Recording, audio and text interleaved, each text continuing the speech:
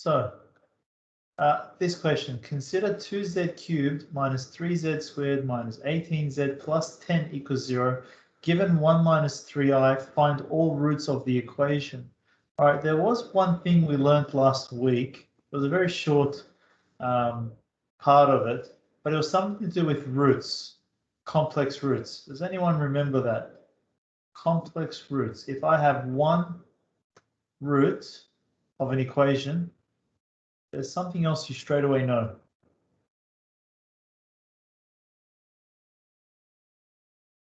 Say that again. No. The conjugate is also a root? Yeah, the conjugate is also a root. So if 1 minus 3i is a root, if 1 minus 3i is a root, give me a second. Emily. Sorry guys, one sec. Emily. Thank you. If 1 minus 3i, 1 minus 3i is a root, then 1 plus 3i is also a root. Only if you've got a polynomial that has real coefficients. See, these are all real. Rav, makes sense? Yep, I'm just going to write that down. Yeah. So if 1 minus 3i is a root, then 1 plus 3i is also a root. Do you want to show you where we did that last week? Or does it ring a bell? No, it doesn't ring a bell. It doesn't? No. Okay. I remember you talking about it, but I don't remember where. Fine.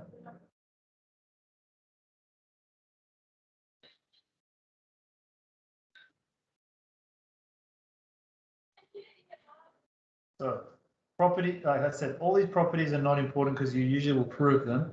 This one, if f of x is a polynomial with real coefficients and a plus bi is a root of the equation, then its conjugate a minus bi is also a root of the equation.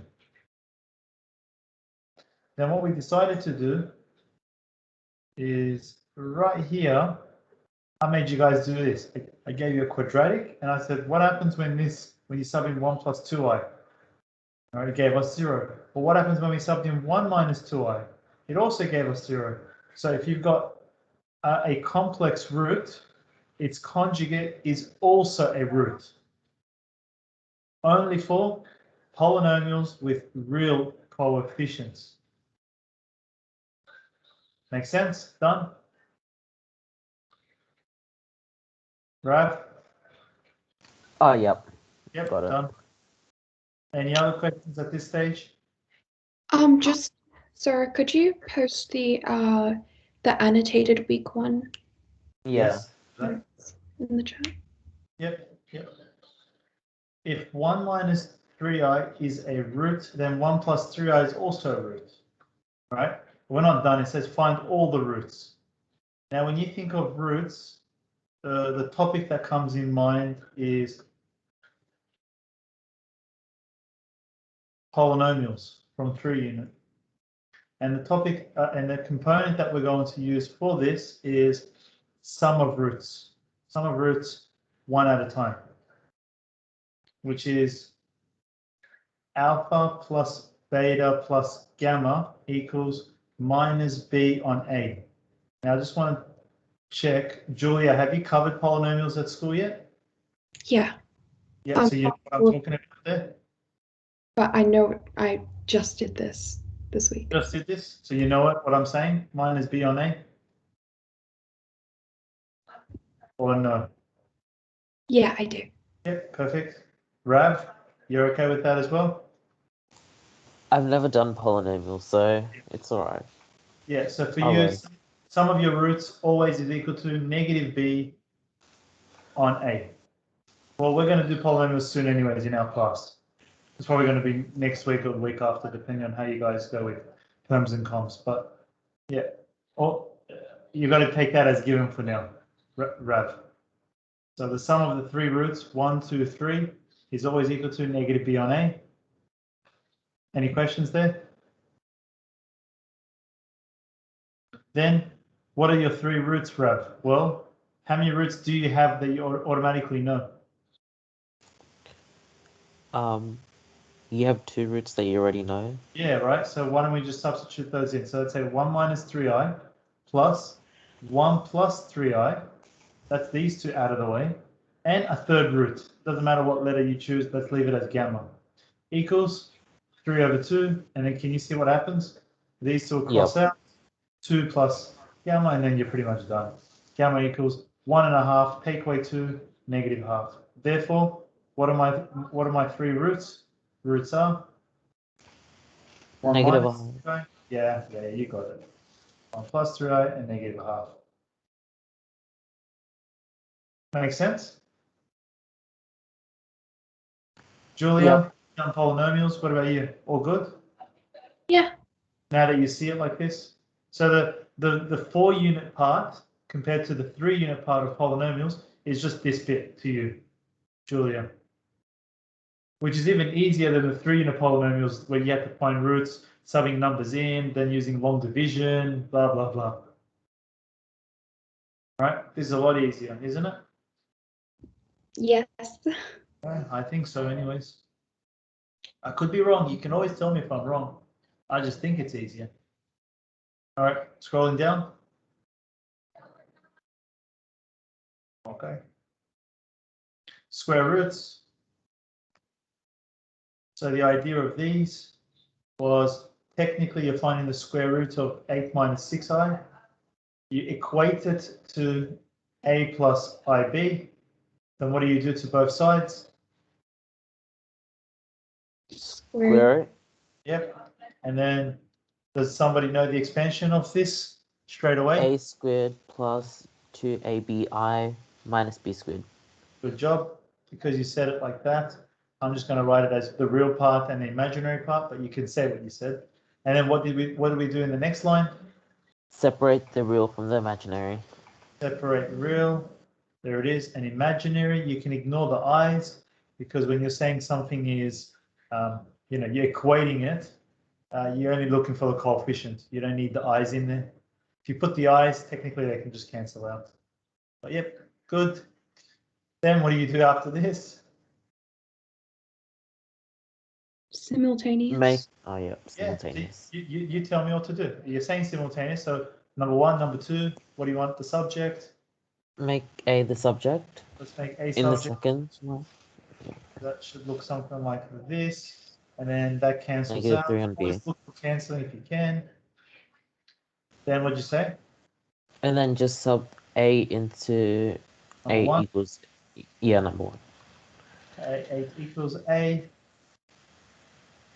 minus B. What would And you then do? times by B squared. Well, yeah, I guess, yeah, I'm just going to give it to you, but be careful. Until you're super fast with it, don't skip it, because sometimes I've seen students who skip it early on, write 3 by accident still. Just unless you're fully confident with what you're doing, that's good. Yep. Oh, I understand why. So when it says find the square roots, we can assume that. Oh wait. Yeah. Because I was the method. So this is the method. So find the square roots is this. Because I did it 8 minus 6i squared equals a plus bi squared. No.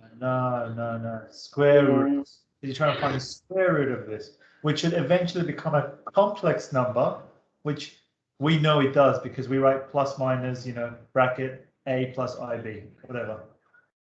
So it's okay. That's why I said, did you review the video? Because I was like, oh, that's strange. This one's usually okay. B4 plus 8b squared minus 9. Factorize b squared plus 9, b squared minus 1. And I think the question I always get asked is, how come we're not using imaginary numbers here? Well, remember, we're not finding z. So we're not actually finding the complex number z. We're actually finding a and b, the letters a and b. And if we're finding a and b, remember a and b both have to be real numbers. You can't have A being imaginary. So you can't have A being 3i, because that's the whole point of this guy. You know, the I is there, so it's just weird. And then B can't be 3i, because then that means it's no longer imaginary. So it's weird. It's not meant to be like that. A and B are meant to be real. The I is there telling you this part here is imaginary. Does that make sense to you guys? Yep. So one more time. 8 and 6 must be real, but what is the real part of this whole thing? The real part is 8. What is the imaginary part of the whole thing? It's 6i. Or negative 6i, whatever. That's the imaginary part, right? But these numbers have to be real. Julia, you okay with that? Yeah. Yeah? So, are you sure? I think so. So, hold on. So when you're working out the what you're going to do like today, we're going to do today, this is actually just like you saying, this is actually x and this is y. If I told you x is 8 on a Cartesian plane, where is x is 8? 1, 2, 3, 4, 5, 6, 7, 8. There it is. Where is y is negative 6? 1, 2, 3, 4, 5, 6, down here. So where is this? Right here. Right? But what if I just said this to you? What if I just said 8 minus 6? What does 8 minus 6 become? 2. Right? So that's so weird. Well, that's just a value now. Whereas the I is just trying to tell you, go down negative 6 in the y direction. And the 8 is telling you, no, go 8 in the x direction. So this I is only there to locate what this is to you. Otherwise, like I said, these numbers are just, at the end of the day, just meant to be numbers, like 8 and negative 6. Otherwise, you would have no way of identifying which one here is real and which one's imaginary, as you can see with this example. If I just wrote it as without the I, you would have just said, oh, the answer is 2, which is weird. Right. Makes sense? Yeah. You'll get it a lot today. After today's one, you actually understand how this is all working out. Okay. Scrolling down. This, ignore. Back to this one, you get b squared equals to 1, b equals to plus minus 1. And then sub it back in. What happens when you sub in positive 1 into number 3?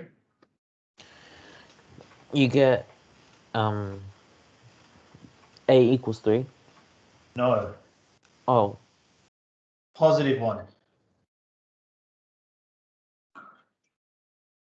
Oh, I did it wrong then.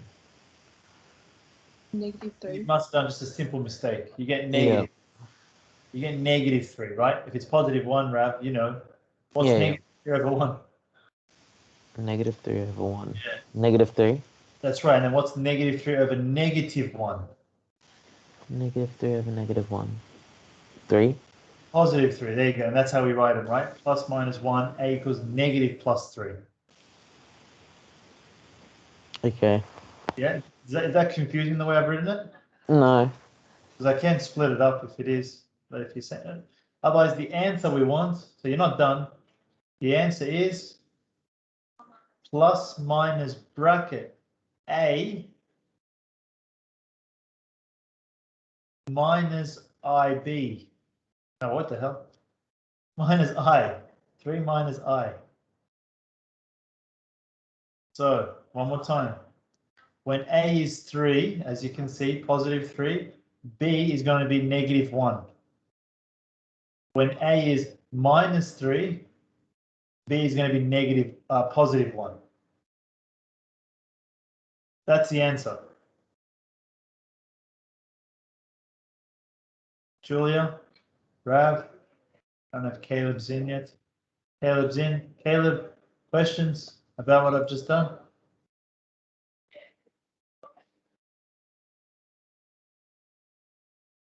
Ben, can you confirm? All good? Yep. 100%? Yes. 100, yeah? Because there's only two ways of writing this last bit, by the way. It's either that one, or if they were both the same, if they were both plus minus, then it would have looked like this. That's always going to look like this, a plus and a minus at the front, bracket, your A, and then if the signs are the same, if the signs were the same, then it would have looked like this. If the signs are different, it would always look like this.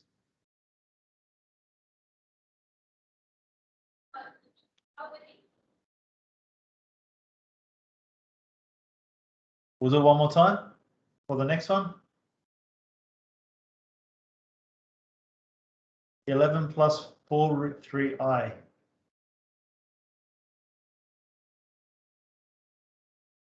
11 plus 4 root 3i. I'll go a little bit faster this time. A squared minus b squared plus 2abi.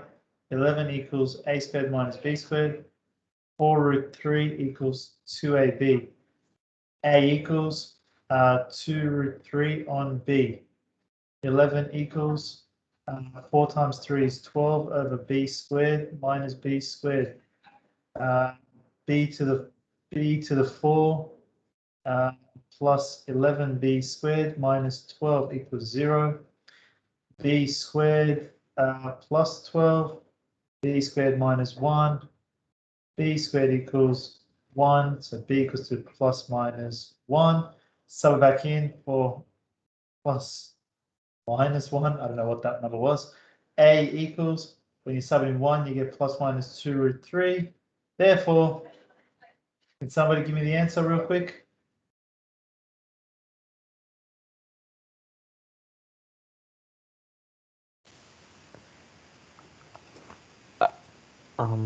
Grab try. Wait. Plus minus Plus minus bracket 2 root 3 2 root 3 plus I. plus 1i, which is just going to be I in this case. Rav, what do you think? Yeah. Yeah? Yeah. You're about to say that or not really? I was just mixed up for a second.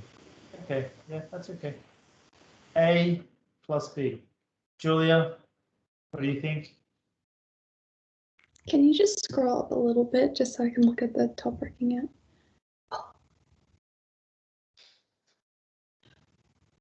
How do you know if B is I, the I value? How do I know B?